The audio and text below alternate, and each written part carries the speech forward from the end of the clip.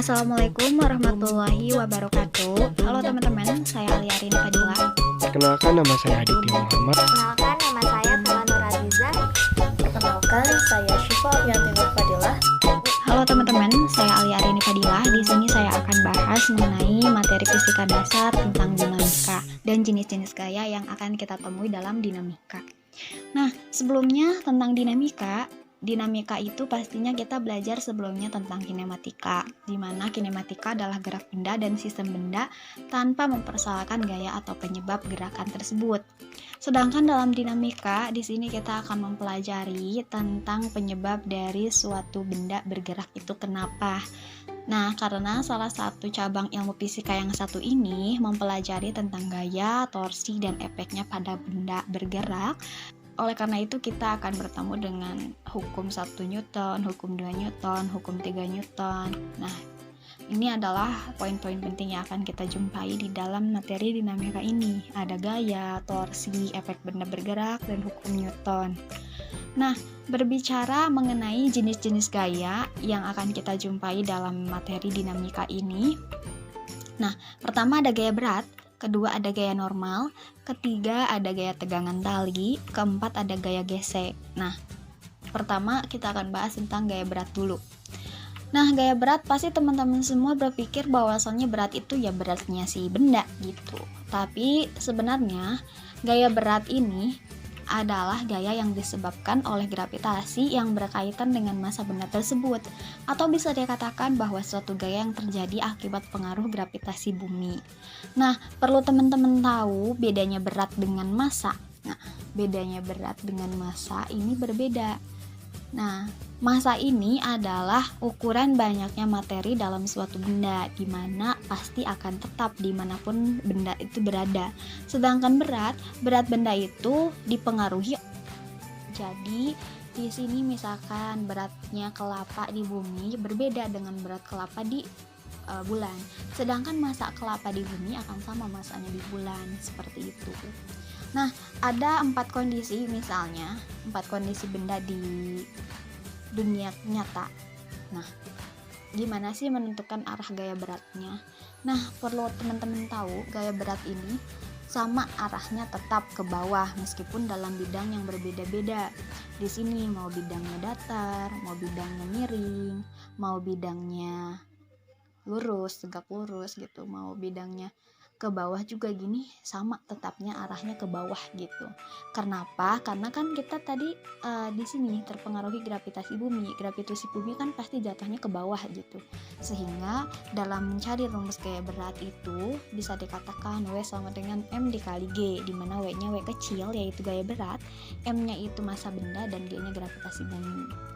Nah, selanjutnya teman-teman akan bahas, ada contoh sedikit nih tentang ini.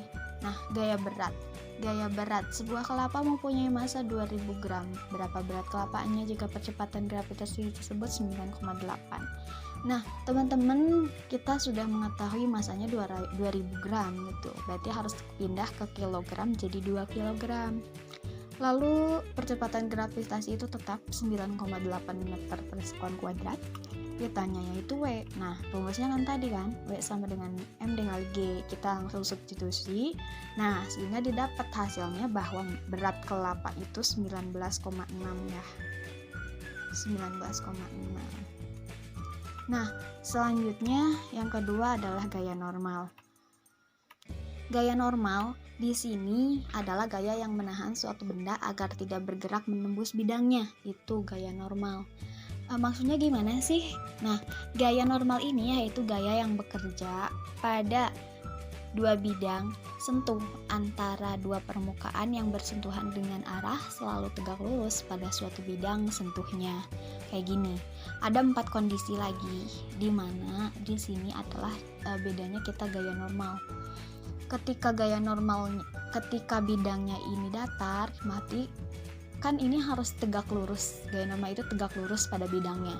Berarti gaya normalnya itu ke atas. Coba kalau misal di bidang miring ini gini. Nah, berarti tegak lurusnya itu ke pinggir. Nah, begitu pula sama jika si alas bendanya itu tegak lurus, maka arah gaya normalnya itu ke kanan. Harus tegak lurus pada bidang. Selanjutnya untuk ini juga sama, berarti arahnya ke bawah karena harus tegak lurus ke bidangnya ini gitu. Nah, selanjutnya untuk rumus dari gaya normal sendiri, di sini kita akan kupas tuntas. Nah, seperti ini teman-teman, dimana dikatakan bahwa gaya normal itu sama dengan gaya berat. Ini turunan rumusnya. Nah,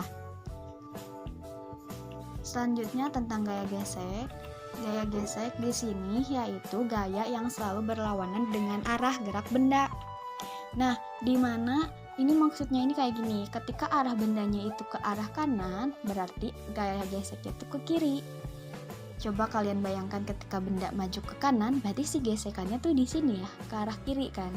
Nah, perbedaannya juga ada dua, ada gaya gesek statis dan ada gaya gesek kinetis. Di mana gaya gesek statis adalah gaya gesek yang bekerja saat benda dalam keadaan diam, dan gaya kinetis adalah kebalikannya.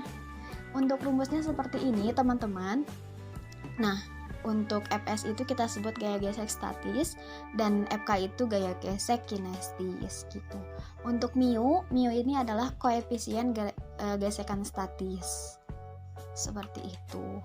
Lalu untuk keempat ada gaya tegangan tali, di mana gaya tegangan tali ini adalah gaya yang bekerja pada ujung-ujung tali. Nah, misalkan dalam gambar ini ya, di sini ada tiga benda, ada A, B, dan C. Di sini tegangan tali menarik benda yang sama gitu ke sini. Berarti ini bisa dikatakan mereka ini jika ada 3 buah benda dihubungkan dengan tali yang sama, maka tegangan talinya juga sama karena mereka berada dalam tali yang sama, sehingga T1 sama dengan T1 dan T2 sama dengan T2. Itu sekian mengenai jenis gaya yang akan kita pelajari di dalam dinamika. Selanjutnya akan membahas mengenai materi selanjutnya dalam dinamika oleh rekan saya. Terima kasih.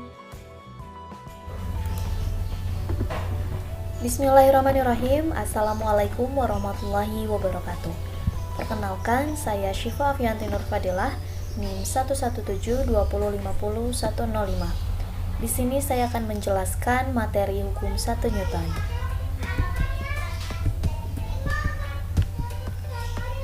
Baik, yang pertama ada bunyi hukum 1 Newton. Bunyi hukum 1 Newton adalah setiap benda akan mempertahankan keadaan diam atau bergerak lurus beraturan, kecuali ada gaya yang bekerja untuk mengubahnya. Jika resultan gaya yang bekerja pada suatu benda bernilai 0, maka benda yang awalnya diam akan tetap diam, dan untuk benda yang awalnya bergerak akan tetap bergerak dengan kecepatan konstan. Di sini sudah terlihat, rumus hukum 1 Newton ialah sigma F sama dengan 0. Dari bunyi hukum 1 Newton dapat difahami bahwasannya suatu benda akan berusaha mempertahankan keadaannya ataupun posisi awal yang ia miliki, di mana benda yang awalnya diam akan berusaha untuk tetap diam. Begitu juga jika benda yang awalnya bergerak akan berusaha untuk tetap bergerak. Dikarenakan adanya kecenderungan dalam mempertahankan posisi semula yang dialami oleh suatu benda tersebut, maka hukum 1 Newton disebut juga sebagai hukum inersia atau hukum kelembaman.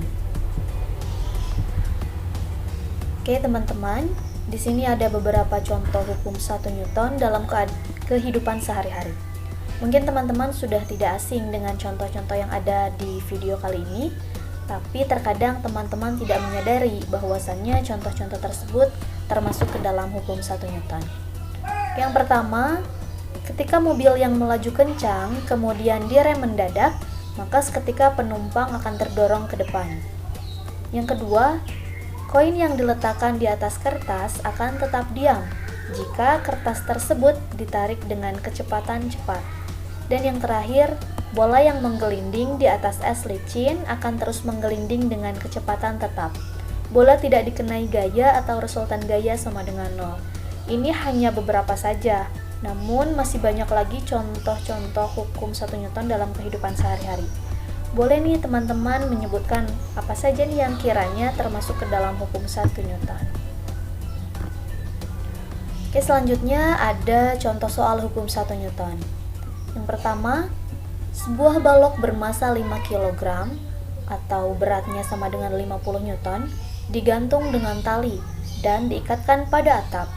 Jika balok diam, maka berapakah tegangan talinya? Di sini bisa kita lihat bersama gambarnya. Ini tali tegangannya, kemudian ini balok yang bermasa 5 kg atau beratnya 50 Newton.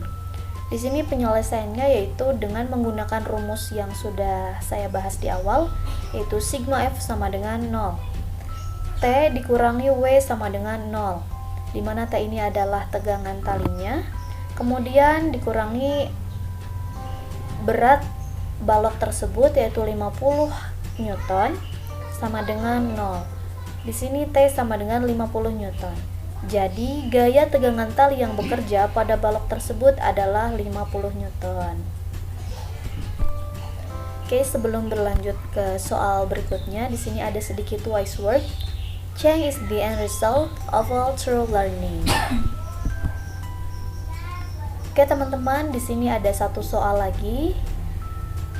Balok bermasa 20 kg berada di atas bidang miring licin dengan sudut kemiringan 30 derajat. Jika Ucok ingin mendorong ke atas sehingga kecepatannya tetap, maka berapakah gaya yang harus diberikan oleh Ucok? Di sini sudah teman-teman lihat, bisa teman-teman lihat di sini bidang miringnya, kemudian ini balok bermasa 20 kg. Kemudian penyelesaiannya yaitu diketahui masanya itu 20 kg. Kemudian gaya gravitasi 10 meter per second kuadrat dan beratnya yaitu 20 dikali 10 sama dengan 200 Newton, kemudian sudut kemiringannya 30 derajat.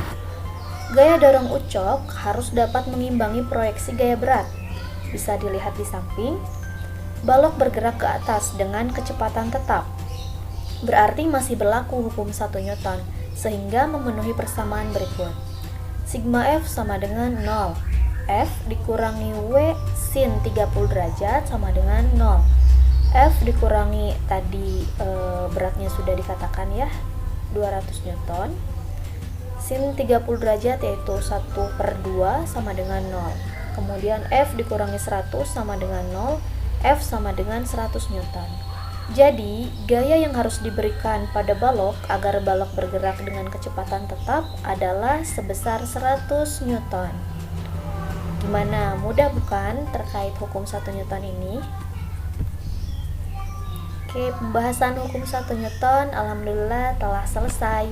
Selanjutnya akan dibahas kembali, akan dilanjutkan mengenai materi hukum 2 Newton. Assalamualaikum warahmatullahi wabarakatuh. Perkenalkan, nama saya Aditya Muhammad dari kelas 4A Pendidikan Matematika. Nah, pada kesempatan kali ini saya akan menjelaskan konsep hukum Newton 2. Hukum Newton 2 berbicara mengenai hubungan antara gaya konstan benda terhadap percepatan yang timbul pada benda tersebut, serta hubungan antara massa benda terhadap percepatan yang ada akibat gaya konstan benda. Nah, hukum Newton 2 ini berbunyi yaitu percepatan sebuah benda di mana percepatan itu adalah penambahan kecepatan berbanding lurus dengan gaya total atau resultan gaya yang bekerja padanya yang berbanding terbalik dengan masanya, di mana arah percepatannya sama dengan arah gaya total padanya. Nah, berdasarkan hukum Newton 2 ini, kita dapat memahami bahwa suatu benda akan bertambah kelajuannya jika diberikan gaya total yang arahnya sama dengan arah gerak benda.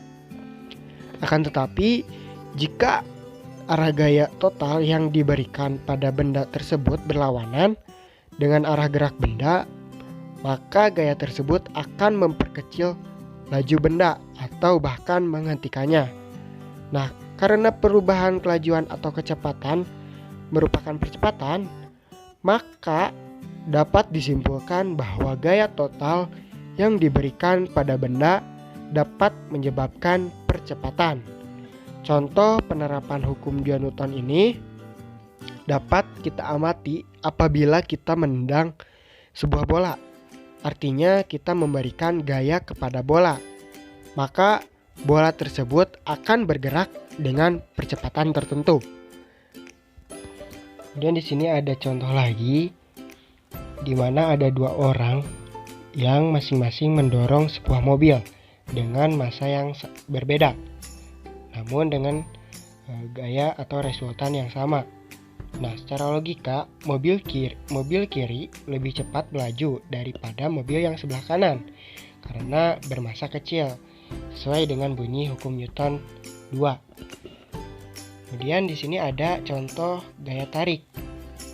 Di sini ada kedua siswa menarik 2 buah batu dengan masing-masing massanya berbeda. Nah, kita bisa lihat bahwa anak yang memiliki atau yang menarik batu lebih kecil massanya, maka percepatannya lebih besar. Sedangkan anak yang menarik batu yang lebih besar, maka percepatannya akan semakin mengecil. Nah, ini sesuai dengan rumus hukum Newton 2, di mana A sama dengan sigma F per M. Nah, di mana A itu adalah percepatan benda dengan satuan meter per second kuadrat, dan M adalah massa benda, satuannya kilogram, dan sigma F yaitu resultan atau total gaya dengan satuan N. Nah, A ini berbanding lurus dengan sigma F, sedangkan A ini berbanding terbalik dengan M. Nah, semakin besar massa yang diberikan benda, maka percepatannya semakin kecil. Begitu juga sebaliknya. Nah, langsung saja kita ke contoh soal. Di sini ada soal, sebuah truk dapat menghasilkan gaya sebesar 7000 Newton. Jika truk tersebut dapat bergerak dengan percepatan 3,5 meter per second kuadrat, maka tentukan massa truk tersebut. Kita ketahui bahwa gaya atau sigma F-nya yaitu 7000 N, dan percepatannya atau A-nya yaitu 3,5 meter per second kuadrat. Nah, yang ditanyakan yaitu massa truk tersebut atau M. Karena tadi rumus hukum Newton 2 itu A sama dengan sigma F per M, karena A berbanding terbalik dengan M, maka kita bisa hasilkan rumus M sama dengan sigma F per A, di mana sigma F-nya itu 7000 dan A-nya itu 3,5, maka menghasilkan M sama dengan 2000 kg atau 2 ton. Nah, jadi massa truk tersebut adalah 2 ton. Dan kita masuk ke contoh 2. Di sini sepertinya contoh ini lebih rumit. Di sini ada sebuah benda bermassa 2 kg bergerak dengan kecepatan awal 5 meter per second di atas bidang datar licin. Kemudian, benda tersebut diberi gaya tetap searah dengan gerak benda. Setelah menempuh jarak 4 meter, kecepatan benda menjadi 7 meter per second. Nah, tentukan gaya tersebut. Kita buat bentuk modelnya seperti ini. Nah, kita ketahui bahwa kecepatan awalnya itu 5 meter per second atau P0 5 meter per second. Kemudian jaraknya yaitu 4 meter atau S sama dengan 4 meter, dan kecepatan benda menjadi 7 meter per second. Berarti P totalnya yaitu 7 meter per second. Nah, benda ini bermassa 2 kg. Berarti M sama dengan 2 kg. Yang ditanyakan yaitu gaya. Nah, berarti sigma F. Ingat rumus hukum Newton 2 yaitu A sama dengan sigma F per M. Maka kita harus mencari nilai A dari persamaan gerak. Rumus persamaan gerak yaitu 2AS sama dengan VT pangkat 2 dikurangi V0 pangkat 2. Dan kita menghasilkan rumus seperti ini karena 2S-nya itu bisa dipindahkan ke ruas kanan menjadi A sama dengan VT kuadrat dikurangi V0 kuadrat per 2S. Kita masukkan nilai VT-nya yaitu 7 kuadrat dikuadratin dikurangi V0-nya itu 5 dikuadratin per 2 S-nya itu yaitu 5. S-nya 4.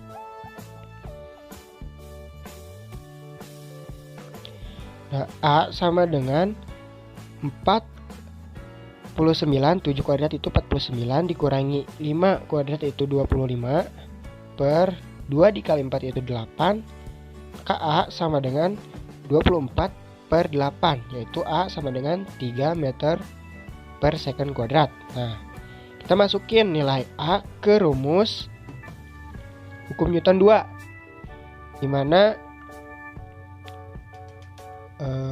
sigma F sama dengan M dikali A. Sigma F sama dengan M-nya itu 2 kg dan A-nya itu 3 meter per second kuadrat. Maka F sama dengan 6 kg meter per second kuadrat atau 6 Newton. Nah, jadi gaya yang bekerja pada benda adalah 6 Newton. Assalamualaikum warahmatullahi wabarakatuh.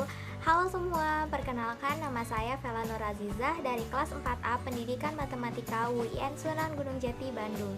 Di sini saya akan menjelaskan materi fisika mengenai hukum 3 Newton. Sebelum kita masuk ke materinya, siapkan alat tulisnya, lalu yuk kita simak videonya. Hukum 3 Newton. Apa itu hukum ketiga Newton? Hukum Newton berhubungan dengan gaya yang bekerja pada suatu benda dan gerak benda itu sendiri. Hukum Newton pertama kali dirumuskan oleh fisikawan dan matematikawan Inggris yaitu Sir Isaac Newton. Bunyi dari hukum ketiga Newton adalah jika benda A mengerjakan gaya pada benda B, maka benda B akan mengerjakan gaya pada benda A yang besarnya sama tetapi arahnya berlawanan. Untuk lebih memahami konsep dari hukum ketiga Newton, perhatikan gambar berikut. Di sini ada gambar seorang anak sedang menggunakan sepatu roda dan mendorong tembok. Di sini kita dapat simpulkan anak yang sedang menggunakan sepatu roda adalah benda A dan tembok adalah benda B. Benda A sedang memberikan gaya kepada benda B. Nah, menurut bunyi hukum Newton ketiga, jika benda A mengerjakan gaya pada benda B, maka benda B akan mengerjakan gaya pada benda A. Jadi di saat anak ini mendorong tembok atau di saat benda A memberikan gaya kepada benda B, di saat itu pula benda B akan memberikan gaya kepada benda A. Dengan cara benda A akan terdorong ke belakang dengan sendirinya. Nah, untuk besarnya ini sama, misalnya benda A memberi gaya sebesar 10 Newton kepada benda B. Di saat itu pula benda B akan memberikan gaya sebesar 10 Newton, namun arahnya berbeda.